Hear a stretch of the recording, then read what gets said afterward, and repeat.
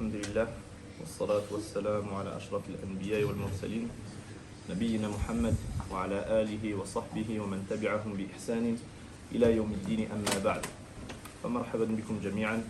Bienvenue mes frères, mes sœurs dans le canal pour ce deuxième cours de l'explication de l'épître Kitab al-Tawhid, le livre de l'unicité. Et donc on a dit dans le premier cours que on verrait certains chapitres de Kitab al-Tawhid, pas tous bien évidemment par manque de temps. Et le deuxième chapitre qu'on va voir, c'est celui qui apparaît au numéro 4 dans vos différents moutoun, ou au numéro 3 parfois en fonction des versions, qui est Babu al-Khawfu min al-Shirk. Et dans le premier cours, j'ai oublié de préciser les explications sur lesquelles je me suis basé pour faire ces cours-là. Ces cours-là, je me suis basé principalement sur 3 explications. Celle du shirk avec qui je l'ai étudié, Kitab Tawhid, et qui m'a autorisé à enseigner Kitab Tawhid, qui est Cheikh Walid Bourdadi. L'explication de Cheikh Al-Uthaymin, Al-Qawl Al-Mufid, qui est probablement l'une des meilleures explications de Kitab Tawhid. Mais elle n'est pas adaptée aux tout débutants. Celui qui est débutant, qui veut lire une explication en arabe, je lui conseille la 3e sur laquelle je me suis basé, qui est celle de Cheikh Al-Fawzan, Al-Mulakhas fi Kitab Tawhid. C'est une explication qui est très résumée et très simple à comprendre pour la personne qui débute dans la langue arabe ou dans l'étude de la science. Donc je me suis principalement basé sur ces 3-là, et sur d'autres pour certaines fawaïd. Il y a également le charh de Cheikh Salih al-Sheikh, Tamhid, qui est très bien. طيب. Donc, comme à notre habitude, on va commencer par lire le matn, lire l'épître en arabe, et ensuite on va l'expliquer petit à petit, Inch'Allah ta'ala. Donc, قال المصنف رحمه الله وترجي رحمه الله باب الخوف من الشرك وقول الله تعالى إن الله لا يغفر أن يشرك به ويغفر ما دون ذلك لمن يشاء وقال الخليل عليه السلام وجنبني وبني أن نعبد الأصنام وفي الحديث أخوف ما أخاف عليكم الشرك الأصغر فسئل عنه فقال الرياء وعن ابن مسعود أن رسول الله صلى الله عليه وسلم قال من مات وهو يدعو لله ندا دخل النار رواه البخاري ولمسلم عن جابر رضي الله عنه أن رسول الله صلى الله عليه وسلم قال من لقي الله وهو لا يشرك به شيئا دخل الجنة ومن لقيه يشرك به شيئا دخل النار. نعم. Donc, le chapitre qu'on va étudier aujourd'hui, il concerne la peur de l'association. Al-khawfu min al-shirk, la peur de tomber dans cet immense péché qui est l'association, donner un associé à Allah subhanahu wa ta'ala dans son adoration. يريد الإمام رحمه الله أن يبين أن الخوف من الشرك واجب. Donc ici l'auteur, il veut montrer par ce titre, parce que souvent Mohammed ibn Abdul Wahhab, quand il vient avec des titres, ces titres ils ont un sens. C'est pas juste un titre comme nous quand on met un titre au début d'une page, non. On va tirer des conclusions de ces titres. Un peu comme le Bukhari. On disait que le Bukhari, son fiqh, sa jurisprudence, les avis qu'il choisissait dans le fiqh, on le savait par rapport au titre qu'il mettait dans ses abwab, dans ses chapitres. Donc tout ce qu'écrivent les savants, notamment les salafs, mais les savants de manière générale, c'est pas écrit par hasard. Il n'y a pas un mot qui est choisi par hasard. Chaque mot, il est choisi pour une raison. Non. Donc il dit Babul khawf min al-shirk. Le fait d'avoir peur du shirk. La peur c'est quoi? Al-khawf diddul amn. C'est le contraire de la paix ou de la sérénité. Et donc, il dit, l'auteur, rahimahullah ta'ala, dans le début de ce chapitre, il cite un verset. Wallah ta'ala, il dit Inna Allah la yaghfiru an yushraka bih wa yaghfiru ma duna dhalika liman yasha. Certes, Allah ne pardonne pas qu'on lui donne quelque associé. En dehors de cela, il pardonne à qui il veut. Et ce verset, il vient 2 fois dans la même sourate. Il vient dans quelle sourate ce verset? J'entends des murmurements mais pas de réponse. Il vient dans Surat Nisa. Il vient 2 fois dans Surat Nisa. Une fois, il vient Inna Allah la yaghfiru an yushraka bihi wa yaghfiru ma duna dhalika liman yasha wa man yushrik billah faqad iftara ithman azima. Et celui qui est associé à Allah, il a certes proférer un immense mensonge. Et dans l'autre verset, il dit وَمَنْ يُشْرِكْ بِاللَّهِ فَقَدْ ضَلَّ ضَلَالًا بَعِيدًا. Et celui qui associe Allah Azza wa Jal, il s'est certes égaré d'un égarement manifeste, d'un grand égarement. طيب سؤال لكم, petite question pour vous. Qui peut me dire pourquoi dans le premier verset il a dit فَقَدْ اِفْتَرَى إِثْمًا عَظِيمًا, ils ont certes proféré un immense mensonge envers Allah Azza wa Jal, ce qu'ils ont associé à Allah. Et dans le deuxième il a dit فَقَدْ ضَلَّ ضَلَالًا بَعِيدًا, ils se sont certes égarés d'un grand égarement. Qui peut me dire pourquoi dans le... Allez, celui qui trouve, je lui donne un cadeau. Ça vous motive les cadeaux. Ah d'ailleurs, je te donne un cadeau. Non. J'ai pas oublié, mais je savais pas quoi te donner. Je savais pas quoi t'acheter. Donc, Inch'Allah, tiens, t'as gagné ton cadeau. On fait qu'à non. Essaye de gagner un deuxième.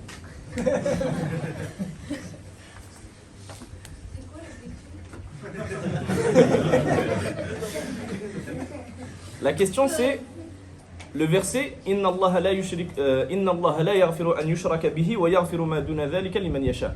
Il est venu deux fois dans Surat Nisa. Une première fois, ce verset il est suivi de wa man yushrik billah faqad iftara ithman 'azima. Celui qui associe Allah, il a certes proféré un immense mensonge sur Allah Azza wa Jalla.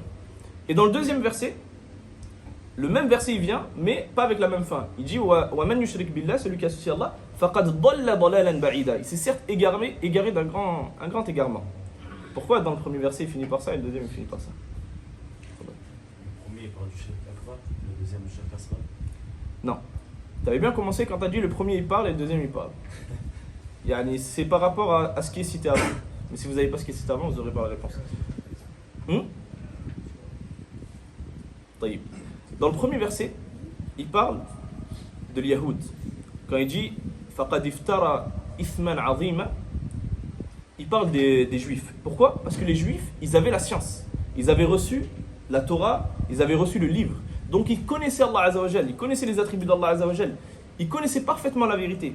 Mais en associant Allah et en permettant l'association, ils ont proféré un mensonge contre Allah subhanahu wa ta'ala, avec science, malgré qu'ils savaient. Alors que dans le deuxième verset, il parle de qui? Il parle de Quraysh. Et certains ils ont dit qu'il parle des munafiqun. Allah ta'ala a'lam. Mais il parle d'un peuple qui n'a pas reçu de livre, d'un peuple qui n'avait pas de science. Et donc c'est pour ça qu'il a dit qu'ils se sont certes égarés. Ils sont égarés par leur ignorance, parce qu'ils n'ont pas reçu le livre, et par leur orgueil, etc. C'est pour ça que le premier ça finit comme ça et le deuxième ça finit comme ça. Non.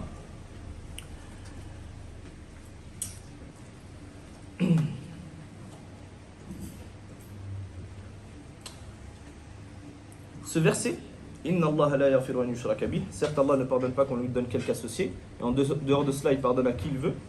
Les savants ils disent que c'est ce qu'on appelle une ayat muhkama. Vous savez ce que c'est une ayat muhkama? طيب. On va expliquer rapidement. Dans le Coran, on a deux types de versets. Ce qu'on appelle les ayat al-muhkama, ce sont les versets de base, vers lesquels on revient. Et ce qu'on appelle al-mutashabihat, ce sont les versets qui peuvent de manière apparente avoir un sens, mais pas forcément celui qu'on pense. Ces versets, ils vont être ramenés vers les muhkamat. C'est pour ça qu'Allah Azza wa Jalla dit هو الذي أنزل عليك الكتاب منه آيات محكمات هن أم الكتاب وأخر متشابهات. C'est lui qui a fait descendre sur toi le livre. Minhu, parmi ce livre, il y a des versets de base, muhkamat, vers lesquels on revient. Ce sont la base de la religion.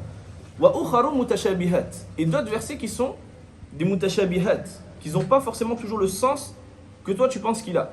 Ces versets-là, on va les ramener vers les muhkamat. طيب. Ce verset-là, c'est un verset de base. C'est un verset qui est muhkam. Vers quoi on va ramener les autres versets? Pourquoi on dit ça? Parce que ici, Allah Ta'ala dit Inna Allah la yaghfiru an yushraka bih. Allah, il ne pardonne pas qu'on lui donne quelque associé. C'est-à-dire qu'Allah Azza wa Jal, il ne pardonne pas le shirk. Celui qui fait du shirk akbar et qui meurt sur ce shirk, Allah, il ne le pardonne pas. Il va éternellement en enfer, Allah, il ne le pardonne pas. Wa yaghfiru ma duna dhalika. Et il pardonne ce qu'il y a en deçà du shirk, ce qui est moins pire que le shirk, il le pardonne à qui il veut. Ça veut dire qu'on dit qu'il est taht al-mashi'a. C'est ce qu'on va expliquer Inch'Allah en détail. Pourquoi c'est important de savoir que ce verset, c'est un verset qui est muhkam, qui est une base vers laquelle on revient? Parce qu'on a d'autres versets qui ont posé problème à certaines sectes et par lesquelles ils se sont égarés par leur mauvaise compréhension. Pour donner un exemple, et pour que ce soit bien clair, ce que c'est les versets muhkam et mutashabihat, yani les ayat muhkama wa mutashabihat.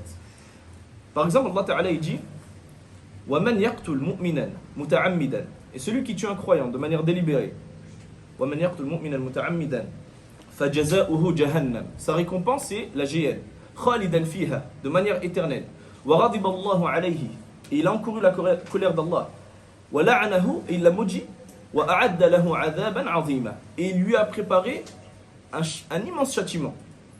طيب, qu'est-ce qu'on comprend de ce verset? Que celui qui tue un croyant de manière délibérée, c'est quoi son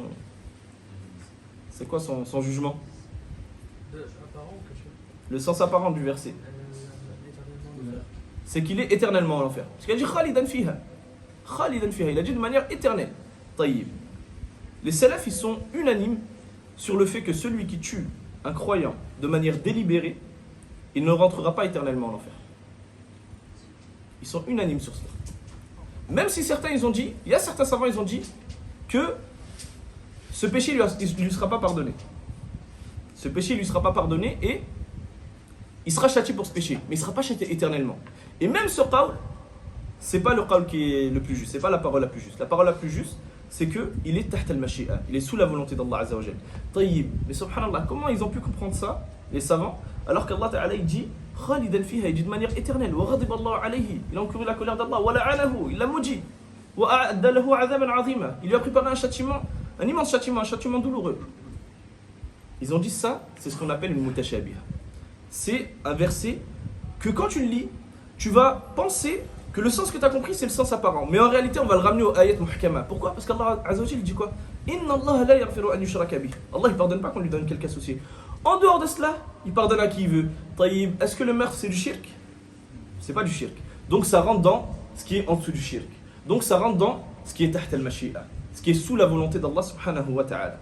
Taïb, si une personne, elle demande, et elle dit, mais qui t'a dit que c'était ça le verset muhkam? C'était ça le verset de base. Inna Allah la yaghfiru an yushraka bih. Et c'est pas l'autre verset qu'on a cité. Wa man yaqtul mu'minan muta'ammidan. Inch'Allah, les questions à la fin. Et c'est pas le verset qu'on a cité, celui qui tue un croyant de manière délibérée. Qu'est-ce qu'on lui répond? Si un khariji par exemple, il vient parce que les khawarij, ils te disent wa man yaqtul mu'minan muta'ammidan, celui qui tue un croyant de manière délibérée jusqu'à la fin du verset, c'est un verset muhkam, c'est un verset de base vers lequel on revient. Et c'est pour cela, c'est une de leurs preuves que celui qui commet des grands péchés, il est mécréant. Pourquoi? Parce qu'ils ont dit le meurtre, c'est un grand péché. Et Allah, il a dit que celui qui commettait un meurtre, il était en enfer éternel. Donc, il est mécréant. Donc, tous ceux qui commettent un grand péché, ils sont mécréants. Tu bois de l'alcool, t'es mécréant. Tu voles, t'es mécréant. Tu fais de la médisance, t'es mécréant, etc., etc. Ça, c'est une de leurs preuves. Une de leurs preuves, bien sûr, fausse. C'est une shubha. C'est une ambiguïté qu'ils ont. Ils ont mal compris. Qu'est-ce qu'on leur répond s'ils nous disent c'est ça le verset muhkam? Ça, c'est des choses importantes. Parce que si un jour vous parlez avec quelqu'un et il vous lance ça, il faut que vous puissiez lui répondre. Non. Allah, dans un autre verset, il a pris un péché qui est plus grand que le meurtre. Là, Non. c'est pas ça. Oui, mais comment on sait que c'est ça le verset muhkam? Ouais, mais eux, ils vont te dire non, le tafsir, nous, on n'a pas le même tafsir. Nous, on dit pas ça. Je vais tenter. Faire le sahaba, c'est une preuve. Tu t'es un peu rapproché, mais non, c'est pas ça. Tu lui dis, comment on sait, yani, c'est quoi les versets muhkam et les versets mutashabih? Narji' ila fahmi salaf. On revient à la compréhension des salafs. C'est pas nous qui disons ce verset les muhkam et ce verset les mutashabih. C'est les salafs. On revient à ce qu'ils ont compris les sahaba et les tabi'un et atba' tabi'in. Qu'est-ce qu'ils ont compris de ces versets? Ils sont unanimes que celui qui tue un croyant de manière délibérée, il ne rentre pas éternellement en enfer. Et que ce verset, Ahlus Sunnah, ils disent Inna Allah la yaghfiru an yushraka bih. Certes, Allah ne pardonne pas qu'on lui donne quelque associé, en dehors de cela, il pardonne à qui il veut. Ils sont unanimes que c'est un verset qui est muhkam, c'est un verset de base vers lequel on revient. Et c'est pour ça qu'on dit tout le temps le salafi, c'est qui? Celui qui suit le Coran et la Sunna, bifahmi salaf al-umma, selon la compréhension des pieux prédécesseurs. Ça, c'est une preuve de la compréhension des pieux prédécesseurs, de l'importance de la compréhension des pieux prédécesseurs. Vous avez compris ce point, les frères? Jazakumullah. طيب. وهذه الآية رد على الخوارج والمعتزلة وعلى المرجئة. Ce verset, c'est une réfutation de la croyance des Khawarij et des Mu'tazila et de l'Murji'a. Ce point, on va le voir dans quelques minutes, Inch'Allah, je vous l'explique, Inch'Allah. وهذه الآية تبين أن كل ذنب ما عدا الشرك تحت المشيئة. Ça, c'est ce qu'on disait juste avant. Ce verset nous montre que tous les péchés, en dehors du shirk, que ce soit le shirk akbar, ou pour certains même le shirk asghar, la grande association ou la petite association, et ça on va le voir aussi en détail dans quelques minutes, en dehors de ces deux péchés, du shirk, tous les péchés sont sous la volonté d'Allah subhanahu wa ta'ala. Ça veut dire quoi qu'ils sont sous la volonté d'Allah? Ça veut dire que celui qui meurt et qui ne s'est pas repenti de ces péchés-là, une personne par exemple elle a volé, et elle ne s'est pas repentie de ce vol, elle est morte sans s'en repentir, elle sera sous la volonté d'Allah subhanahu wa ta'ala le jour du jugement. Si Allah il le souhaite, alors il lui pardonne et il le fait rentrer directement au paradis de manière éternelle. Et si il souhaite le châtier, alors il va le rentrer en enfer, il va le châtier si ses mauvaises actions sont plus grandes, plus nombreuses que ses bonnes actions, il va le rentrer en enfer, il va le châtier de manière temporaire. Et son châtiment, ce sera tathiran, yani ce sera une purification de son péché. Ce ne sera pas le même châtiment que les non-musulmans. Ce sera une purification de ses péchés. Puis il va le rentrer au paradis de manière éternelle. Non. Donc il dit dans le verset Inna Allah la yaghfiru wal maghfira hiya as-satr. Al maghfira en arabe c'est le fait de couvrir une chose. Pourquoi le péché il a été appelé maghfira? Parce qu'Allah Azza wa Jal il couvre ton péché. Quand il te pardonne, c'est comme s'il couvrait ton péché. Wa al maghfira duna al afu. Yani al afu a'la min al maghfira. Ce qu'on appelle al afu en arabe, c'est meilleur, c'est au-dessus de ce qu'on appelle al-maghfira. On pourrait traduire les deux en français par le pardon. Mais quand le mot afu il est utilisé, al-afu c'est meilleur que le maghfira. C'est quoi la différence entre les deux? Certains savants ils ont dit al-maghfira c'est le fait qu'Allah subhanahu wa ta'ala il te pardonne ton péché, mais ce péché il est quand même inscrit dans tes registres. C'est-à-dire yawm al-qiyamah dans ton registre, ce péché sera inscrit, mais il te sera pardonné. Il ne pèsera pas dans ta balance de mauvaises actions. Allah ne te châtiera pas pour ce péché, il t'a été pardonné. Ils ont dit l'afou, c'est qu'Allah te pardonne ton péché et qu'il te l'efface.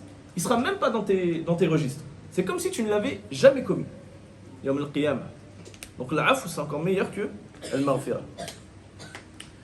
Et donc il dit dans le verset Inna Allah la yaghfiru an yushraka bihi. An yushrak. Ma huwa al-masdar al-mu'awwal min an yushrak. Ishrakan. Il y a des choses que je ne peux pas traduire en français et qui sont essentielles pour comprendre le verset. Des notions de langue arabe. C'est pour ça qu'on vous dit tout le temps les frères, ne délaissez jamais l'apprentissage de la langue arabe. Ne vous dites jamais que le français ça suffit. Ça par exemple, c'est impossible que je l'explique en français. Il faut absolument la langue arabe. Mais on va quand même essayer. An yushrak. Pourquoi c'est important de savoir que le masdar al-mu'awwal, pour ceux qui ont déjà étudié un peu l'arabe, c'est ishrakan. Parce que ishrakan, on va le voir juste après, ça je vous en dis, la base. Et hier on a donné la définition du shirk. On a dit que c'était quoi le shirk? Musawatu ghayrillahi lillahi fima la yakhtassu bihi illa Allah. C'est le fait de donner un égal à Allah subhanahu wa ta'ala dans une chose qui est propre à Allah seul. C'est quoi? C'est le fait de donner un égal à Allah subhanahu wa ta'ala dans une chose qui est propre qu'à Allah. Comme par exemple, on a dit le fait d'invoquer Allah. Est-ce qu'on peut invoquer autre qu'Allah? Non. Donc celui qui invoque autre qu'Allah, il a donné un égal à Allah dans une chose qui est propre à Allah subhanahu wa ta'ala. Donc il a associé. Donc il a fait du shirk. Naam. Et on avait cité le verset où Allah ta'ala dit ala lisan al-kufar, les non-musulmans diront le jour du jugement Tallahi in kunna la fi dalalin mubin. Dit, par Allah, nous étions certes dans un égarement manifeste lorsque nous faisions de vous des égaux du Seigneur de l'univers. Eux-mêmes, ils vont reconnaître le jour du jugement qu'ils étaient dans un égarement manifeste. Comment on peut donner un égal à celui qui a créé les cieux et la terre? Il faut savoir que ce verset, quand il est descendu, c'était qui les mécréants de cette époque, les non-musulmans de cette époque? C'est Quraysh. Et Quraysh, on a dit hier, qui croyait en Allah subhanahu wa ta'ala, qui reconnaissait sa seigneurie, qui reconnaissait qu'il possédait la royauté, qu'il donnait la vie et la mort, qu'il accordait la subsistance et la guérison. Et malgré cela, ils lui ont donné des associés. Et subhanallah, la personne qu'elle médite, elle se dit, comment je peux invoquer autre qu'Allah subhanahu wa ta'ala, alors que celui que je vais invoquer, il peut ni me donner ma subsistance, ni m'accorder la guérison, ni créer quoi que ce soit. Il ne possède rien. Il ne possède même pas sa propre vie. Allah subhanahu wa ta'ala, c'est lui qui possède sa propre vie. Et je vais invoquer quelqu'un, je vais invoquer un arbre, je vais invoquer le soleil, je vais invoquer un mort qui ne m'entend même pas, en dehors d'Allah subhanahu wa ta'ala, alors que ce mort ne possède rien de tout cela. Voire même parfois on possède plus que ce mort, comme ils ont dit les savants. Yani parfois, les koufars, ils invoquaient quoi? Des idoles qui ne parlent pas alors que toi tu parles, qui ne voient pas alors que toi tu vois, qui n'entendent pas alors que toi tu entends. Les savants, ils ont dit quoi? Ils ont dit, tu es plus en droit, si yani, on devait faire du shirk, tu es plus en droit de te faire adorer par ces idoles que de toi de les adorer, parce que tu es meilleur qu'elles. Anta akmal. C'est-à-dire même s'il devait y avoir un type de shirk, alors toi tu es plus en droit d'être adoré que les idoles elles-mêmes. Taban, il n'y a que Allah Azza wa Jal qui est en droit d'être adoré. On n'est pas en train de dire que quelqu'un est en droit d'être adoré en droit d'Allah Azza wa Jal. Mais c'est min bab, yani pour montrer à quel point leur adoration, elle n'a pas de sens. Subhanallah. C'est important de comprendre ça, parce que souvent, dans les cours de tawhid, on étudie le côté théorique. Et on dit le tawhid, il se divise en 2 catégories, parfois en 3 catégories, etc., etc. Mais on ne comprend pas c'est quoi le sens du tawhid. Pourquoi je dois adorer Allah Azza wa Jal seul? Parce que si maintenant je lève les mains et que j'invoque quelqu'un, le seul qui peut répondre à mon invocation, c'est Allah subhanahu wa ta'ala. Si demain je suis malade, qu'Allah m'en préserve, et que je veux la guérison, le seul que je peux invoquer, le seul à qui je peux demander, et qui peut m'accorder cette guérison, c'est Allah subhanahu wa ta'ala. Si j'invoque en dehors d'Allah, je peux invoquer jusqu'à l'année prochaine, jamais je serai exaucé. Et même si la guérison elle m'est accordée, ce ne sera pas par la cause de cette invocation. Quand c'est cela, on comprend pourquoi le seul qu'on doit adorer, c'est Allah subhanahu wa ta'ala. Pourquoi le seul qui mérite l'adoration, c'est Allah subhanahu wa ta'ala. Non. Et donc, le shirk, il se divise en 2 catégories. On a ce qu'on appelle donc l'association, le shirk. On a ce qu'on appelle la grande association, al-shirk al-akbar, et la petite association, al-shirk al-asghar. Taïb. C'est quoi la définition du shirk al-akbar, de la grande association? C'est ce qu'on vient de citer. Musawatu ghayrillahi lillah, fima la yahtassu bihi ila Allah. Le fait de donner un égal à Allah Azza wa Jal dans ce qui est propre à Allah subhanahu wa ta'ala. Ça, c'est la définition de la grande association. Taïb. C'est quoi la définition de la petite association? Les savants, ils ont donné plusieurs définitions. Il y en a, ils ont dit kullu shirkin kana wasilatan lishirk al-akbar. Ils ont dit toute association qui est un moyen ou qui va nous faire atteindre la grande association. Cette définition, elle est un petit peu compliquée à mettre en application et à faire un tatbiq si on veut le faire nous-mêmes. On a une définition qui est plus simple. C'est quoi? C'est ma sammahu ash-shari' shirkan wa lam yukhrij min al-millah. C'est tout ce que Allah subhanahu wa ta'ala, il a appelé shirk, tout ce qui est venu dans les textes avec le mot shirk ou quelque chose de la famille du mot shirk, association, mais qui ne fait pas sortir de l'islam. Comme quoi par exemple? Comme le fait de jurer par autre qu'Allah.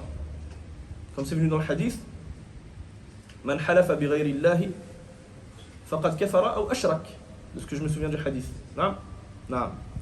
Donc celui qui jure par autre qu'Allah, il a certes mécru ou associé. Ici, il est venu le mot ashrak, associé. Il a associé. Donc les savants, ils ont dit shirkul lafz, le shirk qu'on prononce avec la bouche, c'est de manière générale, il rentre dans shirk al-asghar, de manière générale, dans la petite association. Donc ça, c'est pas de la grande association, de manière générale. Non. Taïb. C'est quoi la différence entre la grande et la petite association? Ça, c'est des points qui sont très importants à connaître, à comprendre. La grande association, et quand on dit la grande association, bien sûr, ici on parle de celui qui meurt sans s'en repentir. Le verset qu'on est en train de traiter, Inna Allah la yaghfiru an yushraka bih, certes Allah ne pardonne pas qu'on lui donne quelque associé, en dehors de cela, il pardonne à qui il veut. Ça concerne celui qui est mort et qui ne s'est pas repenti de ce péché. Celui qui est vivant et qui s'est repenti du shirk, c'est comme s'il ne l'avait pas commis. Il ne rentre pas dans cela. Là on parle de celui qui est mort et qui ne s'est pas repenti. Celui qui est mort et qui ne s'est pas repenti de la grande association. La grande association, yukhallid sahibahu finnar. La grande association, elle condamne son auteur à l'enfer éternel. Celui qui meurt, qui commet de la grande association, il meurt, il adorait autre qu'Allah, il se prosternait pour autre qu'Allah, il demandait à des walis, des pieux, il demandait devant les tombes, les mausolées, etc., etc. Celui-là, il meurt sur la grande association. Il est condamné à l'enfer éternel. Celui qui faisait du sihr, de la sorcellerie, etc., etc., lui, il est condamné à l'enfer éternel. Éternel, jamais il sort. Alors que celui qui meurt sur la petite association, il n'a pas commis de grande association, mais il est tombé dans de la petite association, comme le fait de jurer par autre qu'Allah, etc. Lui, il ne sera pas éternellement en enfer. Il ne rentrera pas de manière éternelle en enfer. Même s'il rentre en enfer, il finira par rentrer éternellement au paradis. Ensuite, la deuxième différence, c'est que la grande association, elle fait sortir de la religion, alors que la petite association, elle ne fait pas sortir de la religion. La troisième différence, c'est que la grande association, elle annule toutes les œuvres de manière générale. Celui qui commet du shirk al-akbar, Inch'Allah à la fin du cours des questions, celui qui commet du shirk al-akbar, de la grande association, toutes ses œuvres, elles sont vaines. Ça veut dire qu'il peut prier, il peut jeûner, toutes ses œuvres, elles sont vaines. Il n'est pas musulman. Toutes ses œuvres sont vaines. Alors que celui qui commet de la petite association, alors c'est l'œuvre dans laquelle est rentrée cette petite association qui est vaine. Comme par exemple quoi? L'ostentation. L'ostentation, on va le voir dans le cours d'aujourd'hui, que c'est de la petite association. S'il y a de l'ostentation qui rentre dans ton œuvre, alors ton œuvre elle est vaine. Mais on va expliquer le tafsil. Ah non, c'est dans un prochain cours qu'on va expliquer le tafsil, les détails sur cela. Non. Ça, c'est 3 points sur lesquels il n'y a pas de divergence. Ensuite, on a 2 points sur lesquels les savants ils ont divergé. Les savants ils ont dit, la grande association, elle ne rentre pas sous la volonté d'Allah Azza wa Jal. Et ça, il n'y a pas de divergence. Celui qui meurt sous de la grande association, il n'est pas sous la volonté d'Allah. C'est pas s'il veut, Allah lui pardonne, et s'il veut, il ne lui pardonne pas. Non, de sûr, il ne lui pardonne pas. Celui qui meurt sur de la grande association. Celui qui meurt sur de la petite association. Par exemple, il a fait de l'ostentation, ou bien il a juré par autre qu'Allah, et il meurt sans s'en être repenti. Est-ce qu'il est sous la volonté d'Allah subhanahu wa ta'ala ou non? Ça, c'est une divergence entre les savants. La vie le plus juste, selon beaucoup de savants, c'est qu'il est sous la volonté d'Allah subhanahu wa ta'ala. Ça veut dire que si Allah il veut, il lui pardonne cette petite association et il le fait rentrer directement au paradis. Taïb. S'il ne veut pas, il le rentre en enfer un temps, et non pas de manière éternelle. Il le rentre en enfer un temps, puis il le sort de l'enfer lorsqu'Allah subhanahu wa ta'ala l'aura décidé, Allah alam la durée, et il le rentre éternellement au paradis. Taïb. Le deuxième avis, c'est quoi? C'est que il est obligatoire que celui qui meurt sur la petite association soit châtié. Voilà que même ceux qui disent cela, comme Ibn Taymiyyah par exemple, qui est de cet avis, ils ne disent pas que la personne, elle va rentrer éternellement en enfer. Ça, il y a unanimité que celui qui ne commet pas de grande association, il ne rentrera pas de manière éternelle en enfer. Même s'il rentre, ce sera de manière temporaire. Eux, ils disent quoi? Ibn Taymiyyah par exemple, il dit quoi? Il dit que s'il est mort sur de la petite association, alors Allah il va le châtier. Il va rentrer en enfer quoi qu'il arrive. Un temps, puis il sortira et rentrera éternellement au paradis. Ça, c'est l'avis qui est rapporté d'Ibn Taymiyyah, bien que Ibn Taymiyyah, dans ses livres, il rapporte les 2 avis. Une fois, il dit ça, le premier avis, une fois, il cite le deuxième. Non. La deuxième chose sur quoi, du coup, ils ne sont pas d'accord, c'est que les savants, ils ont dit la grande association, la yughfar illa bit-tawbah. Yani, elle n'est pardonnée que par le repentir. C'est-à-dire que celui qui ne se repent pas de son vivant, de la grande association, ça ne peut pas lui être pardonné. Ça, ils sont d'accord sur ça. Taïb. Mais ils ne sont pas d'accord sur le shirk al-asrar, sur la petite association. La majorité des savants, ils disent que celui qui meurt sur la petite association, même s'il s'en est pas repenti, alors Allah il peut lui pardonner le jour du jugement, s'il le souhaite. Ou bien il peut le châtier. Et les autres, Ashabul Qawl al-Thani, ceux qui ont donné le deuxième avis, ils ont dit non. Ils ont dit, Allah, il ne pardonne pas ce péché. C'est obligé qu'il le châtie. Et ensuite, il le sort du châtiment pour le rentrer éternellement au paradis. C'est quoi leur preuve à ceux qui ont dit ça? On a dit la majorité des savants, ils voient quoi? Ils voient que celui qui commet de la petite association, il est quand même sous la volonté d'Allah. Allah, il peut lui pardonner comme il peut ne pas lui pardonner. Mais dans tous les cas, à la fin, il sortira et il rentrera éternellement au paradis. Ceux qui ont dit non, il est obligé d'être châtié. C'est quoi leur preuve? Ils ont dit umumul aya, la généralité du verset. Parce qu'Allah Azza wa Jalla, il dit quoi? Il dit Inna Allah la yaghfiru an yushraka bihi. Allah, il ne pardonne pas qu'on lui donne quelque associé. An yushraka. On a dit que c'est quoi le mazar awal? Ishrakan. Ishrakan, c'est quoi? Nakira fi siyaq nafi. Ça veut dire quoi? C'est un mot qui est au nakira. Vous connaissez le ma'rifa ou le nakira, ceux qui ont un peu étudié la langue arabe? C'est un mot qui est nakira. Ishrakan, nakira. Fi siyaq al-nafi, dans le contexte de la négation. Parce qu'il a dit Inna Allah la yaghfiru. La yaghfiru la nafiya. Yani c'est la négation. Ceux qui n'ont pas notion de langue arabe, vous allez rien comprendre ce que je suis en train de dire. Mais je donne pour ceux qui ont quelques notions.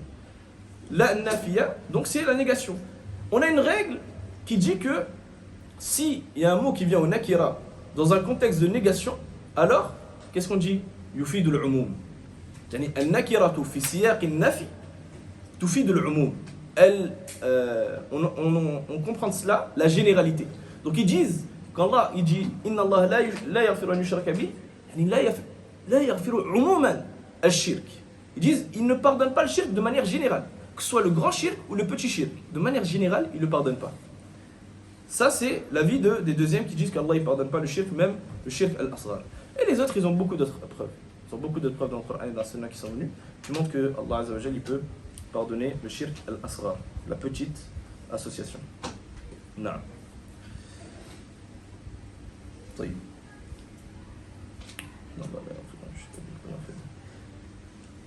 Donc il dit وَيَغْفِرُ مَا دُونَ ذَلِكَ, et il pardonne ce qu'il y a en dehors de cela. مَا دُونَ ذَلِكَ. C'est quoi ces choses qui sont en dehors du shirk?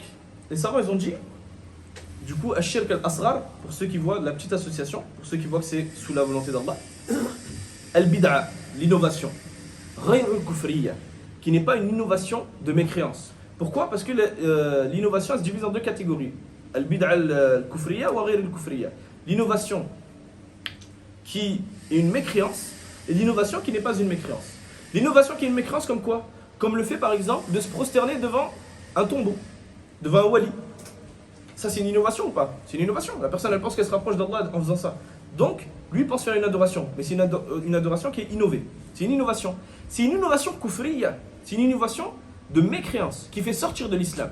Ça, cette innovation, elle rentre dans le shirk al-akbar, elle rentre dans la grande association qui n'est pas pardonnée.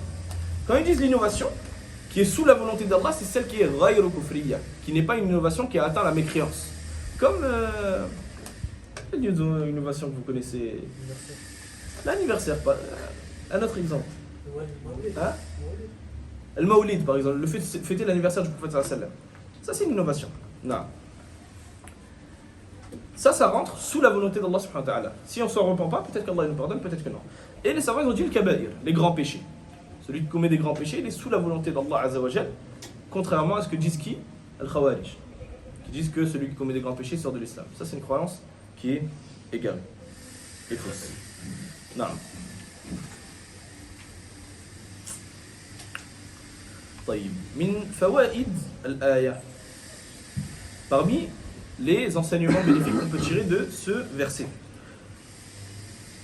Allah Ta'ala il dit liman yasha, inna Allah la yaghfiru an yushraka bihi wa yaghfiru ma duna dhalika liman yasha. Il pardonne en dehors de cela à qui il veut. Liman yasha, à qui il veut. Et ça on dit cette phrase là, liman yasha, à qui il veut, le fait qu'Allah il pardonne à qui il veut, c'est une miséricorde et c'est un bienfait pour le croyant. Pourquoi? Ils ont dit pour deux raisons. Ça c'est Ibn al-Jawzi qui cite ça. Il dit أحدهما أنها تقتضي أن كل ميت على ذنب دون الشرك لا يقطع عليه بالعذاب وإن مات مصرا. Il dit, le fait qu'ils disent liman yasha à celui qu'il souhaite, Allah il pardonne à celui qu'il souhaite, ça implique que chaque mort qui est mort sur quelque chose en dehors du shirk, donc il n'a pas commis de shirk, mais par exemple il a commis des grands péchés, la yuqta'u alayhi bil azab, on n'affirme pas qu'il va se faire châtier. On ne peut pas affirmer qu'il va se faire châtier. Pourquoi? Parce qu'Allah il a dit liman yasha, il pardonne à celui qu'il veut. Donc celui qui est mort sur des grands péchés, walaw kana musirran, même si il les commettait de manière régulière, on ne dit pas cette personne elle va se faire châtier. Et ça c'est une miséricorde pour qui? C'est une miséricorde pour celui qui est encore vivant. Pourquoi? Parce que parfois, il se peut qu'il y ait une personne de notre famille qui décède. Et elle décède alors qu'elle commettait des grands péchés. Et ça attriste la personne. De savoir que, par exemple, son frère, son père, son oncle, une personne qu'il aimait, est morte en commettant des grands péchés et qui va se faire châtier par Allah Azza wa Jal. Ça va, ils ont dit non. Liman yasha, cette phrase-là, elle vient montrer que peut-être qu'il ne va pas se faire châtier. Peut-être qu'Allah il va lui pardonner. Et peut-être qu'il va se faire châtier. Mais il y a cet espoir. Et cet espoir, c'est une miséricorde pour le croyant. Et ils ont dit également, والثانية أن تعليقه المشيئة فيه نفع للمسلمين وهو أن يكونوا على خوف وطمع. Il a dit le fait qu'Allah Azza wa Jal il est lié cela à la volonté, le fait qu'il pardonne, il a lié à sa volonté, c'est un bienfait pour le musulman. Pourquoi? Parce que lorsque le musulman il sait qu'Allah Azza wa Jal il pardonne les péchés s'il veut, alors de une, il va avoir peur. Pourquoi il va avoir peur? Parce que peut-être qu'il ne te pardonne pas. Allah il pardonne s'il veut, mais peut-être qu'il ne veut pas te pardonner. Et s'il ne te pardonne pas, tu rentres en enfer. Et le châtiment de l'enfer, on n'a pas besoin de décrire le châtiment de l'enfer. Donc, tu vas avoir peur. Et en même temps, tu vas espérer.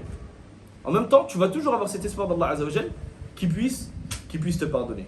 Et c'est pour ça qu'ils ont dit, subhanallah, cette phrase-là, liman yasha, c'est une miséricorde pour le croyant. Non. Et donc je disais tout à l'heure, هذه الآية رد على الخوارج والمعتزلة ورد على المرجئة. Ce verset, c'est une réfutation de la croyance des Khawarij et des Mu'tazila. Et également de la croyance de l'Murji'a. Al-Khawarij ou al-Mu'tazila, pourquoi? Parce que le Khawarij ou al-Mu'tazila, ils disent que celui qui meurt en commettant des grands péchés, il rentre en enfer de manière éternelle. Il est mécréant, il rentre en enfer de manière éternelle. Al-Khawarij, ils disent il est mécréant sur terre. Khalas, sur terre il est mécréant, il va rentrer de manière éternelle en enfer s'il meurt sur ça. Al-Mu'tazila, ils disent huwa fi manzilatin bayna al-manzilatayn. Il est dans une étape entre les deux étapes. Ni il est mécréant, ni il est musulman. Walakin fil akhirah, le jour du jugement, il est mécréant. Donc fil dunya, ils ont un qawl qui est innové, qui est différent. Mais fil akhirah, dans l'au-delà, ils sont d'accord avec Khawarij qu'il est mécréant.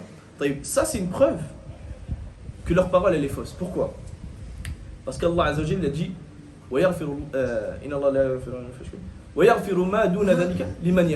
et il pardonne en dehors de cela à qui il veut. Ça, c'est une preuve claire que parmi ceux qui ont commis des grands péchés, certains vont être pardonnés et vont rentrer tout de suite au paradis. Et d'autres ne vont pas être pardonnés et vont rentrer d'abord en enfer puis au paradis. S'ils étaient mécréants, ils ne peuvent pas rentrer au paradis. Donc ça, c'est une réfutation de leur croyance. Et c'est une réfutation de la croyance de l'Murji'a également. Le Murji'a, c'est qui? C'est ceux qui te disent que on n'a pas besoin d'œuvres en islam. At-tasdiq, ça suffit. Le fait de croire que Allah Azza wa Jal c'est le Seigneur de l'univers, etc., ça suffit. Tu n'as pas besoin d'œuvrer. Ils te disent que la foi de celui qui commet des grands péchés, c'est la même que la foi de Jibril, alayhi salam, ou de Muhammad, sallallahu alayhi wa sallam. On est tous dans le même niveau de foi. Et qu'aucun des gens qui commettent des grands péchés ne rentreront en enfer. Tout le monde rentrera au paradis. Ça, pourquoi c'est une preuve que c'est faux? Une fois de plus, parce qu'Allah Azza wa Jal a dit liman yasha. Il va pardonner à certains et il va en rentrer en enfer d'autres. Donc ça, c'est une preuve que la croyance de cela et de cela est une croyance qui est erronée et égarée. Non. Ensuite, l'auteur il dit, rahimahullah ta'ala, وقال الخليل. من هو الخليل؟ إبراهيم عليه السلام. Al-Khalil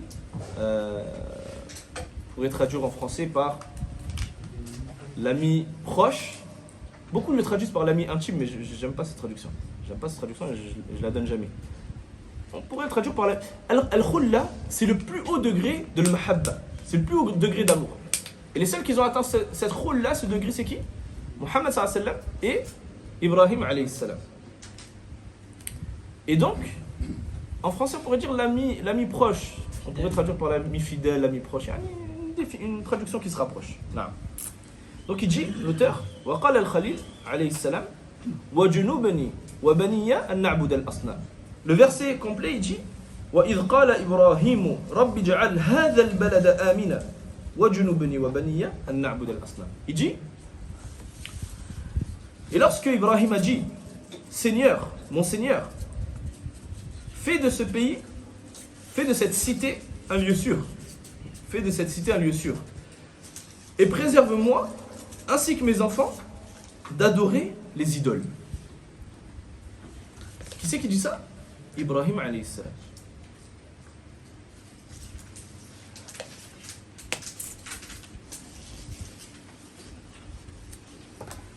طيب سؤال لكم. Une question. Je pense que vous avez la réponse. Ce verset, وإذ قال إبراهيم رب اجعل هذا البلد آمنا. Fais de ce pays, ou de cette cité plutôt, un lieu sûr. Il a dit هذا البلد. Et dans le Baqarah, c'est quoi qui vient? وَإِذْ قَالَ إِبْرَاهِيمُ رَبِّ اجْعَلْ هَذَا بَلَدًا آمِنًا. Il est venu nakira, sans l'alif wal lam. Baladan aminan. Et ici, al-balada aminan. Bil alif wal lam. Pourquoi dans le premier verset c'est venu sans alif wal lam et dans le deuxième avec alif wal lam? Si tu trouves, je te donne 10 euros. Vas-y. Dans le premier verset, il dit وَإِذْ قَالَ إِبْرَاهِيمُ رَبِّ اجْعَلْ هَذَا بَلَدًا آمِنًا. Lorsque Ibrahim il a dit oh mon Seigneur, fais de cette cité un lieu sûr. En français, on va le traduire par la même chose, par un lieu sûr. Mais dans le premier, c'est venu baladan et dans le deuxième, c'est venu al-balada, bi alif wal lam. Vas-y, essaye. Non, c'est le type de alif wal lam, mais c'est pas ça la réponse. Personne n'a la réponse? C'est une phrase pour un pays. Non. Il parle de Mecca ici, dans les deux versets, il parle de Mecca. Prends sur toi après. Les savants ils ont dit dans le premier verset, quand Ibrahim alayhi salam il a dit ça, la Mecque c'était encore un désert. C'est quand il venait d'arriver et qu'il n'y avait pas encore de construction, etc. à la Mecque. Donc il a dit Ij'al hadha baladan amina. Fais de cela un pays, un lieu sûr. Il fait déjà de ça une cité. C'était même pas encore une cité. C'est comme si je disais fais de cela une cité qui est sûre. Dans le deuxième, il dit c'est bon, c'était une cité, ça a été construit, etc. Donc il dit hadha al-balad, ce pays-là, ou cette cité-là, qui maintenant est construite, faisant un lieu sûr.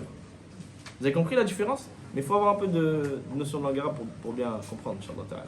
Non. J'insiste sur les notions de langue arabe et je donne des fawaïd que vous ne pouvez pas comprendre pour vous donner envie d'apprendre la langue arabe.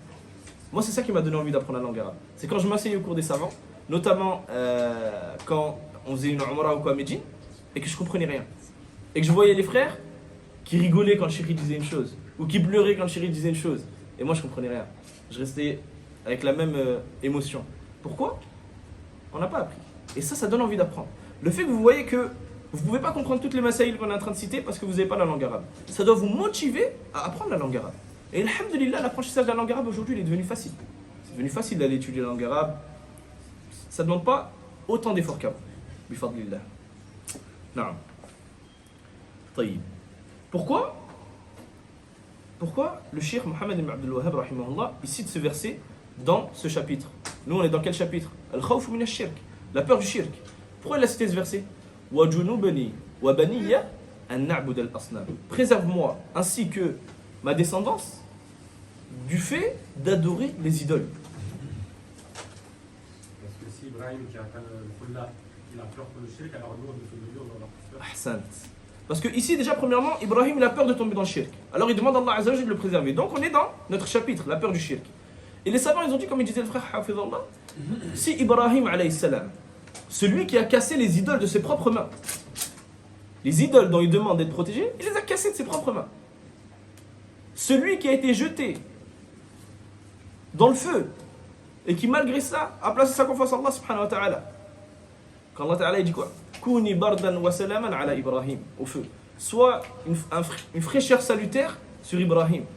Ibrahim alayhi salam, qui fait partie des meilleurs prophètes, il demande à Allah Azza wa Jalla de le préserver de l'adoration des idoles. Les savants, ils ont dit wa nahnu awla. Nous, on va pas dire qu'on est plus en droit. Il est de notre devoir encore plus qu'Ibrahim alayhi salam de demander à Allah Azza wa Jalla de nous préserver de l'adoration des idoles. Et c'est pour ça que personne ne se croit à l'abri. Que personne ne se croit à l'abri de tomber dans le shirk. Et on doit demander à Allah Azza wa Jalla de nous préserver du shirk. Et on a vu des gens qui étaient même des savants, wal'iyadu billah, qui étaient des savants et qui ont fini par être des athées et qui sont morts, comme par exemple Al-Qasimi, qui sont morts sur l'athéisme. Non.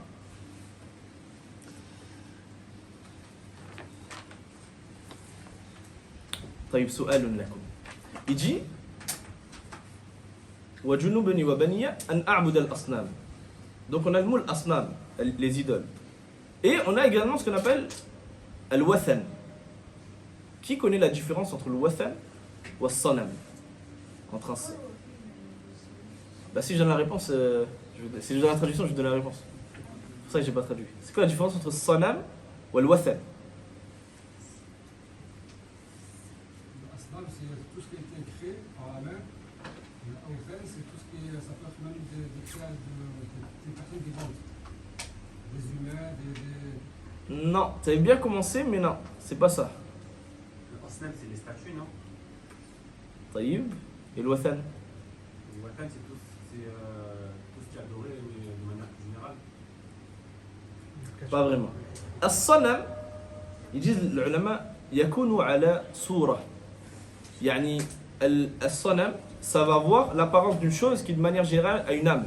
Comme la statue d'un être humain, un oiseau, un animal, etc. Tout ça, ça rentre dans ce qu'on appelle al-asnam. En français, traduit par les idoles, al-asnam. Ils ont dit le wathan, c'est ce qui n'est pas sous la forme de quelque chose de vivant, comme, enfin, de quelque chose qui a une âme, ou de quelque chose comme les oiseaux, les animaux, comme par exemple un arbre, les pierres, le soleil, la lune, ce genre de choses, ça rentre dans le wathan. Une tombe, ça rentre dans le wathan. C'est pour ça qu'il dit le prophète sallallahu dans un hadith, j'ai oublié le lafz exact, mais il me semble qu'il dit La taj'alu qabri wathanan. Ne faites pas de ma tombe un wathan, yani une chose qui est adorée en dehors d'Allah. Non. Donc la tombe, il a dit que c'était un wathan, pas que c'était pas un sanam. Non.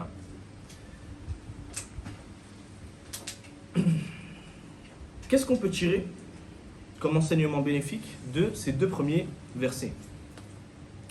Quand il reste 10 minutes avant l'Adhan ou 15 minutes, dites-moi. Inch'Allah ta'ala, comme ça j'accélère un peu. Mais tu peux, il reste 15 minutes. 25 minutes il reste 27. Qu'est-ce qu'on peut tirer comme enseignement bénéfique de ces deux premiers versets? Les savants, ils ont dit que l'association, le shirk, c'est le plus grave des péchés. Ça, on est d'accord? Et c'est également le seul péché qu'Allah subhanahu wa ta'ala, il ne pardonne pas. C'est le seul péché qu'Allah ne pardonne pas pour celui qui est mort sans s'en repentir. On ne parle pas de celui qui est vivant et qui fait tawba, qui fait le repentir. طيب. سؤال لكم. Une question pour vous. Pourquoi Allah Azza wa Jal, il ne pardonne pas le shirk? Pourquoi il pardonne tous les péchés, même les péchés les plus graves comme le meurtre, comme la fornication, mais il ne pardonne pas le shirk? L'association. Je ne donne pas de cadeau, c'est tout. Parce que si quelqu'un, elle implore quelqu'un d'autre à part Allah, c'est comme si elle disait que cette personne elle fait quelque chose que Allah Non. Non, c'est pas ça. Il a été créé pour adorer lui seul. Parce qu'on ne respecte pas le droit qu'il a sur lui.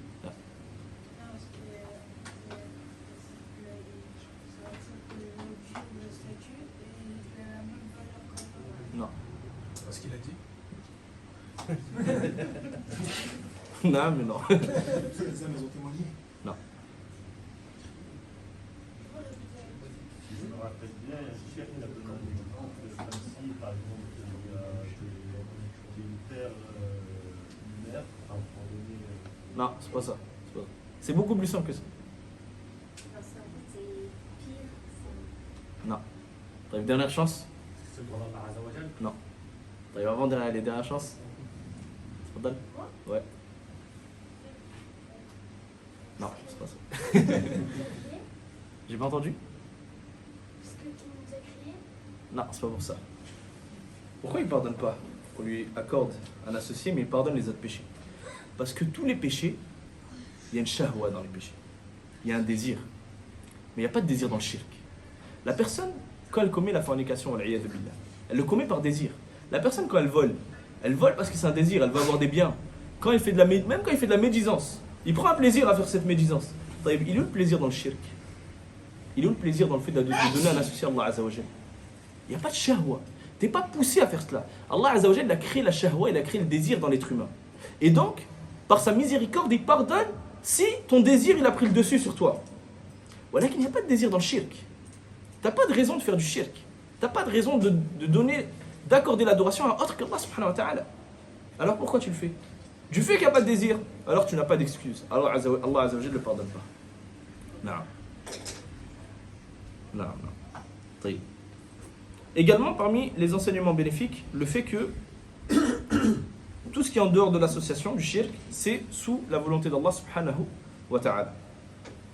Également, le fait qu'il soit légiféré d'invoquer pour soi-même, ainsi que pour sa progéniture. Savoir quand ils sortent les fawaïd des ayats, sur toutes les fawaïd. Le fait qu'ici, Ibrahim alayhi salam, il a invoqué pour lui, ainsi que pour ses enfants. Ils ont dit donc c'est légiféré d'invoquer pour soi, ainsi que pour ses enfants. Non. et également la réfutation de ceux qui disent que l'association ne peut pas avoir lieu dans cette communauté. Il y a certaines personnes, certaines sectes, ils disent il n'y a plus de shirk aujourd'hui. Il n'y a plus d'association. Le shirk, c'était à l'époque de Quraysh. Aujourd'hui, il n'y a plus rien qu'on peut appeler du shirk. Parce qu'aujourd'hui, les gens connaissent Allah Azza wa Jal et tous ceux qui invoquent, même les walis, etc., ils l'invoquent pour se rapprocher d'Allah. Ça, c'est complètement faux. Pour plusieurs raisons. De une, parce que Quraysh, c'était leur cas également. Et de deux, par ce verset-là. Ce verset qui montre qu'Allah Azza wa Jal dit Inna Allah la yaghfiru an yushraka bihi. Allah, il ne pardonne pas qu'on lui donne quelque associé. S'il n'y avait plus de shirk, est-ce qu'il aurait dit qu'il ne pardonne pas qu'on lui donne quelque associé? Il n'aurait même pas cité. Donc les savants ont dit ça, c'est une preuve que même dans cette communauté, il y a de l'association. Non. يقول المصنف رحمه الله, l'auteur il dit ensuite dans le hadith d'après, وفي الحديث, et dans le hadith, أخوف ما أخاف عليكم الشرك الأصغر. La chose dont j'ai le plus peur pour vous, c'est la parole du prophète sallallahu, la chose dont j'ai le plus peur pour vous, c'est la petite association, الشرك الأصغر. فسئل عنه, il a été questionné dessus. فقال الرياء, il a dit l'ostentation. Et dans la suite du hadith qui n'est pas venu dans le matn, il dit, le prophète sallam, يقوم الله يوم القيامة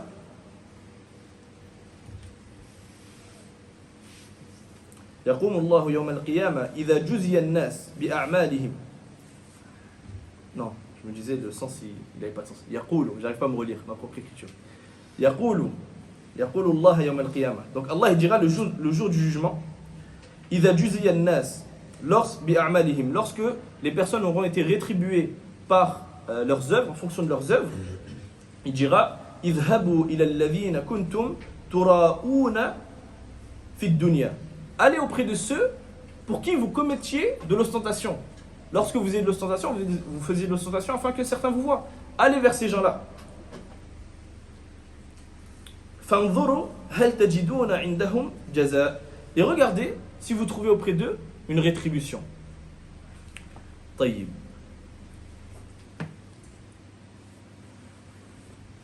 C'est quoi le lien entre ce hadith et le chapitre qu'on est en train d'étudier? Dans le hadith, il dit أخوف ما أخاف عليكم. Il dit la chose dont j'ai le plus peur pour vous, c'est quoi? الشرك الأصغر, la petite association. Et là, on est dans le chapitre de الخوف من الشرك. Donc c'est pour ça que la peur du shirk, de tomber dans le shirk. C'est pour ça que l'auteur il a cité ce hadith. Et ce hadith, c'est quoi le contexte de ce hadith? Les compagnons, ils étaient en train de se rappeler mutuellement le Masih ad-Dajjal. Vous connaissez le Masih ad-Dajjal, le faux messie qui va venir à la fin des temps, qui sera la plus grande tentation depuis la création de la terre jusqu'à sa destruction. Il n'y aura pas une plus grande tentation que celle du Masih ad-Dajjal, du faux messie. Et donc ils se rappelaient cela. Et le prophète sallallahu alayhi wa sallam, quand il les a entendus, il leur a dit ça, il leur a dit ce que j'ai le plus peur pour vous, c'est comme s'il disait encore plus que le Masih Dajjal. Bien que le Masih Dajjal, sa fitna elle est plus grande, sa tentation elle est plus grande. Mais pour montrer la peur que le prophète sallam il avait pour eux concernant l'association mineure. Et ensuite ils ont dit c'est quoi l'association mineure? Il a dit l'ostentation. Ce qu'il voulait ici c'était l'ostentation.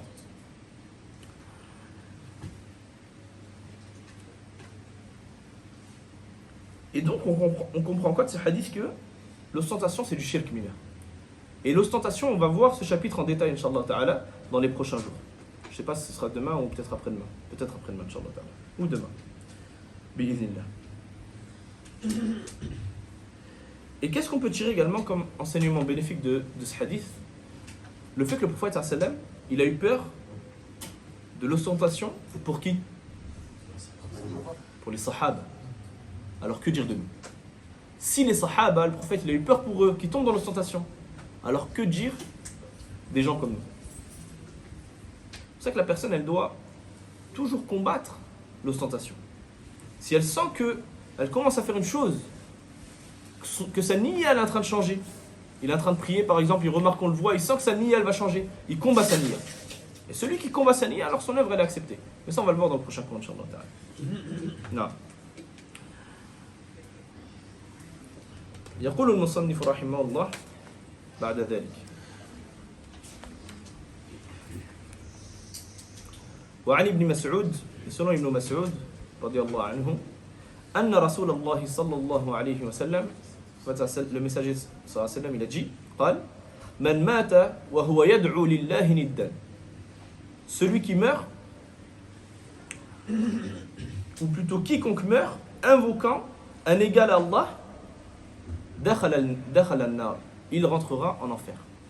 Il dit quoi? Quiconque meurt, le hadith il est dans le Bukhari, quiconque meurt, invoquant un égal à Allah, entrera en enfer. Il a dit invoquant. C'est quoi l'invocation? C'est quoi ad-du'a? Ad-du'a, ça se divise en deux catégories. Ce qu'on appelle du'a ou ibada et du'a ou mas'ala ou talab ou haja en fonction des livres. L'invocation de l'adoration et l'invocation de la demande. C'est quoi l'invocation de l'adoration? C'est quoi l'invocation de la demande? L'invocation de l'adoration, c'est toutes les adorations. As-sawm, le fait de jeûner, le fait de faire la prière, le fait de verser la zakat, le fait de faire le hajj. Tout ça, ça rentre dans du'a ou l'ibada, l'invocation de l'adoration. Et on va expliquer ce que c'est ça, parce qu'en général, c'est un point qui n'est pas compris. La deuxième type d'invocation, c'est plus simple, c'est celle que vous connaissez. Du'a ou talab ou du'a ou mas'ala. C'est le fait de demander quelque chose de précis à Allah Azza wa Jal. Le fait de demander à Allah. Quand vous faites une du'a, quand vous invoquez Allah Azza wa Jal et que vous lui demandez. Ça rentre dans du'a al-mas'ala, la demande, l'invocation de la demande. C'est quoi du'a al-ibada? Ça veut dire quoi quand on dit l'invocation de l'adoration? Quand on dit que, est-ce que la prière c'est une invocation? Ou la zakat c'est une invocation? Oui. Vous savez pourquoi? Parce que tu dis tes paroles quand tu fais tes choses. Non, la zakat. On va voir ce qu'il dit Cheikh Al-Uthaymin sur cette mas'ala. Cheikh Al-Uthaymin, dans cette explication, le Qawl al-Mufid, pour moi c'est la meilleure explication de Kitab Tawhid, comme je vous disais tout à l'heure. Parce que elle n'est pas trop longue et en même temps elle est complète. Il vient avec beaucoup de fawaïd, surtout d'enseignements bénéfiques, surtout dans la langue arabe, etc. Et j'aime beaucoup son explication. Il dit quoi? Il dit Qawluhu yad'u min dunillahi niddan. Le fait qu'il invoque en dehors d'Allah un égal, qu'il lui donne un égal. Ay yattakhidhu lillahi niddan. C'est le fait qu'il prenne en dehors d'Allah un égal. Sawa'un da'ahu du'a ibadah am du'a mas'ala. Qu'il l'ait invoqué par ce qu'on appelle l'invocation de l'adoration ou l'invocation de la demande, qu'il ait fait une du'a. لأن الدعاء ينقسم إلى قسمين. Parce que la du'a, elle se divise en deux catégories. Al-awwal du'a'u ibada. La première c'est l'invocation de l'adoration. Il dit quoi? Mithaluhu, son exemple c'est quoi? As-sawm was-salah, le jeûne, la prière, wa ghayru dhalik min al-ibadat, et les autres adorations. Fa idha salla al-insan aw sam, si la personne a prié ou elle a jeûné, faqad da'a rabbahu bilisan al-hal an yaghfira lahu wa an yujirahu min 'adhabihi wa an yu'tiyahu min nawalih. Celui, il dit quoi? Il dit celui qui jeûne ou celui qui prie, faqad da'a rabbahu, il a invoqué son Seigneur bilisan al-hal. C'est-à-dire quoi bilisan al-hal? Sa situation, elle montre que c'est comme si il avait invoqué Allah subhanahu wa ta'ala. C'est comme s'il lui avait demandé de le protéger. C'est comme s'il avait demandé de le pardonner. C'est comme s'il lui avait demandé de le rentrer au paradis. Pourquoi? Parce que quand tu pries, pourquoi tu pries?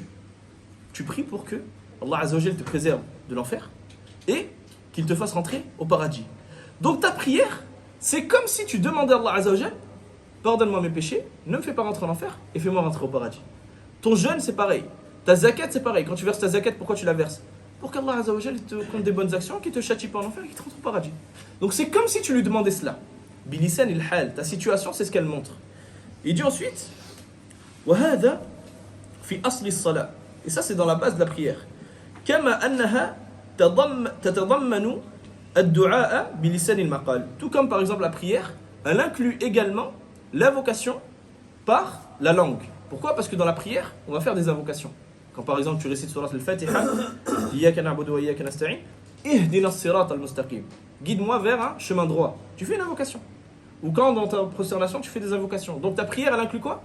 Des invocations bil lisan, bil maqal, avec ta langue, et la situation de ta prière en elle-même, c'est une invocation. Parce que tu demandes à Allah Azza wa Jal, sans le dire avec les mots, qui te pardonne tes péchés et qui te rentre au paradis, etc., etc. Non.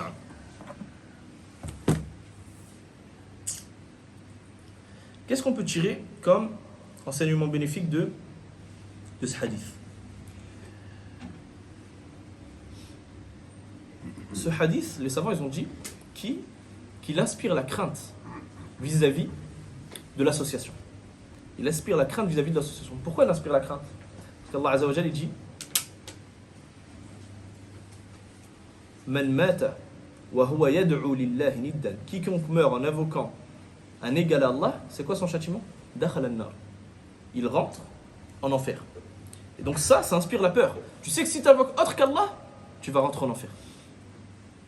Tu invoques autre qu'Allah, tu vas rentrer en enfer. C'est pour ça qu'il ne faut pas tomber, mes frères, dans les innovations dans lesquelles sont tombés certains parmi les gens de l'innovation. Et ces mêmes égarements et innovations qui sont de plus en plus répandus sur les réseaux sociaux. Et on voit de plus en plus de prêcheurs jeunes qui s'affilient au madhab des Ash'a'ira, des Ash'arites, etc., qui incitent, par exemple, à l'invocation des walis, des pieux. Et ils vont aux tombes des savants et ils invoquent tel savant. Ça, c'est du shirk akbar. C'est de la grande association qui fait sortir de l'islam. Et je vous dis ça parce que malheureusement en Égypte, il y a un prêcheur qui fait ça. Une personne qui se définit comme étant un prêcheur, je ne citerai pas son nom pour pas que des personnes aillent voir et risquent de tomber dans ces ambiguïtés, mais qui a beaucoup d'abonnés, qui a beaucoup de suiveurs et qui incite. C'est pas qu'il incite, il fait des vidéos où il se filme devant des tombeaux de savants où il les invoque. Et ça, c'est du shirk akbar qui fait sortir de l'islam. Il ne faut pas tomber dans ce genre de choses et penser que c'est pas grand-chose. Non. Également, on peut en tirer que le fait d'invoquer Allah avec par exemple un prophète ou un croyant pieux, yani un wali, ou une pierre ou un arbre, tout cela, ça revient à quoi? À attribuer un égal à Allah Azza wa Jalla. Parce que la personne, elle peut te dire, moi j'ai pas fait de shirk, j'ai juste invoqué autre qu'Allah pour qu'il me rapproche d'Allah subhanahu wa ta'ala. Non, on comprend que c'est du shirk. Pourquoi? Parce qu'il a dit Man yad'u wa huwa yad'u lillahi niddan. Il invoque avec Allah Azza wa Jalla autre qu'Allah. Dakhala an-nar. Et celui qui rentre en enfer, c'est qu'il a fait de la grande mécréance, de la grande association. S'il n'avait pas fait de la grande association, on ne rentre pas en enfer de manière éternelle. Et là, on voit qu'il rentre de manière éternelle en enfer. Donc c'est une preuve que celui qui invoque autre qu'Allah, il a commis de la grande association. Non. Et également, on peut en tirer que l'association n'est pardonnée qu'avec le repentir. Pourquoi? Comment on comprend que l'association elle est pardonnée qu'avec le repentir? Parce qu'Allah Azza wa Jalla, le prophète sallam, il dit dans le hadith Man mata, il dit celui qui meurt et qui est invoqué avec Allah autre qu'Allah, il rentrera en enfer. Il a dit celui qui meurt.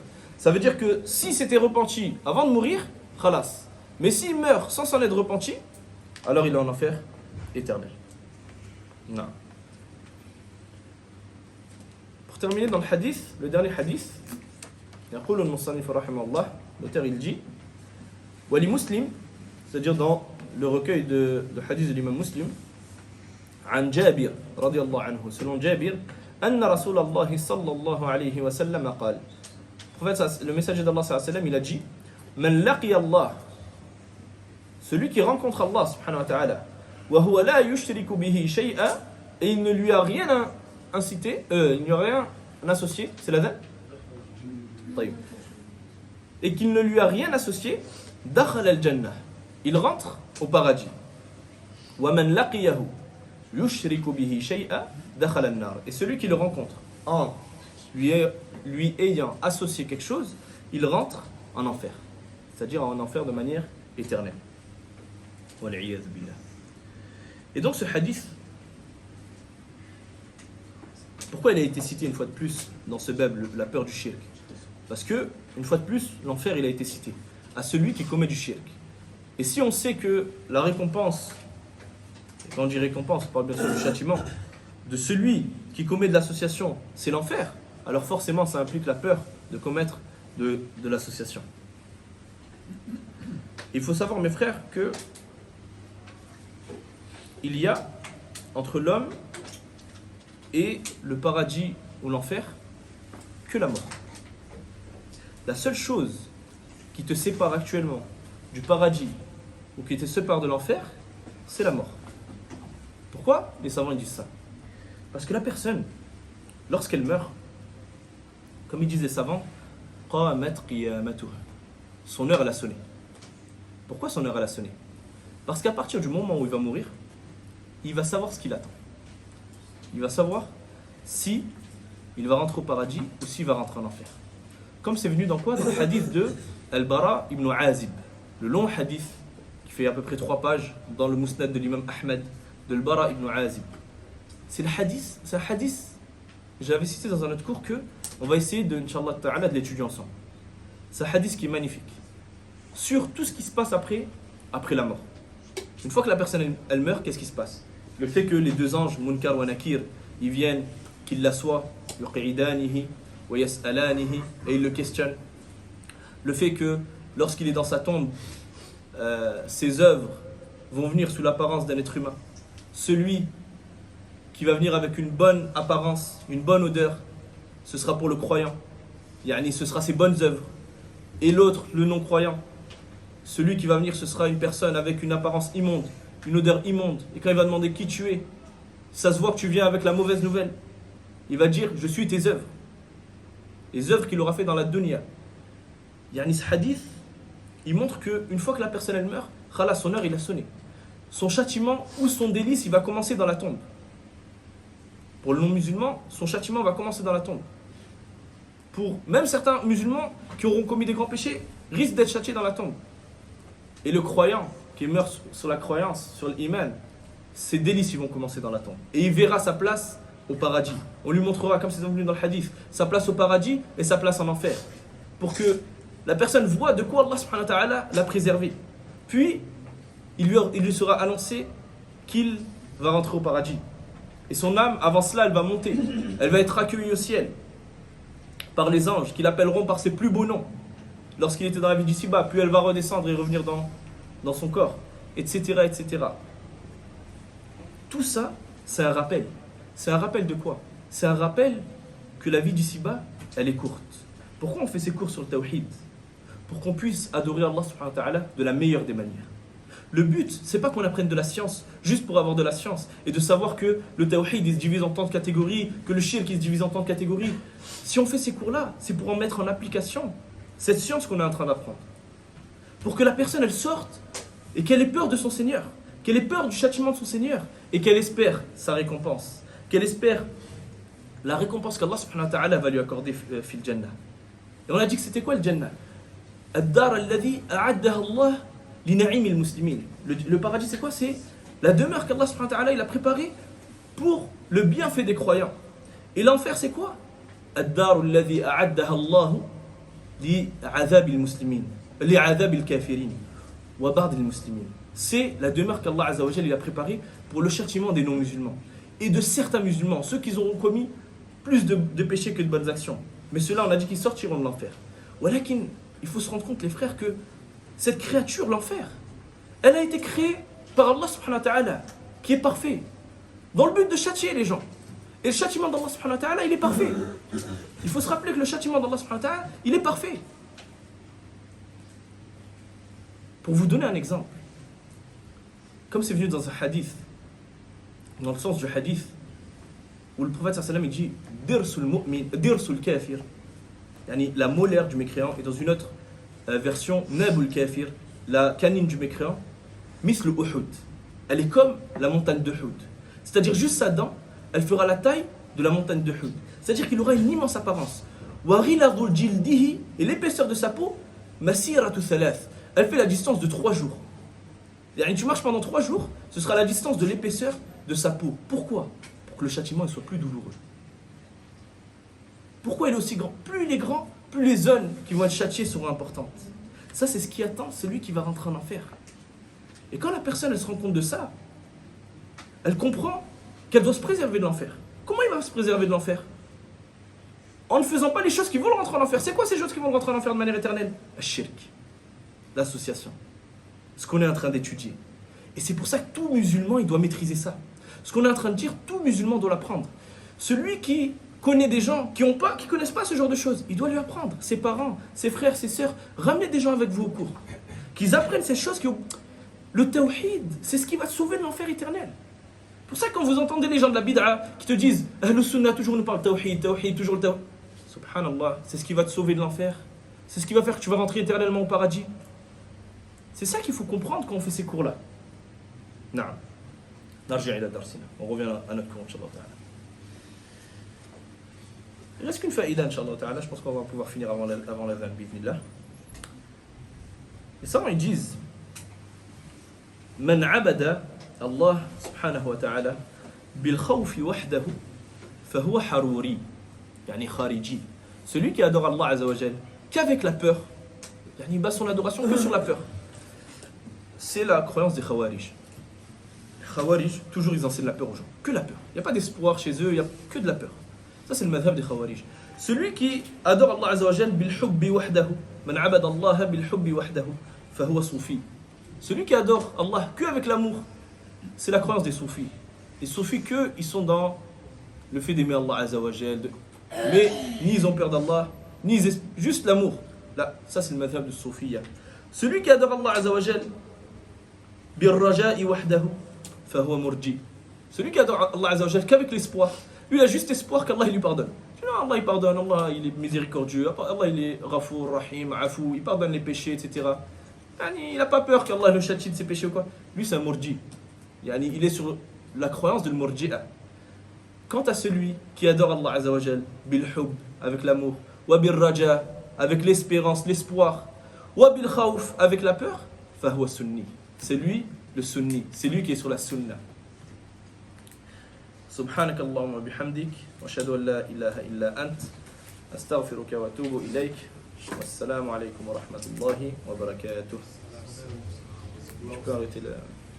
Tu peux arrêter. بارك الله فيك.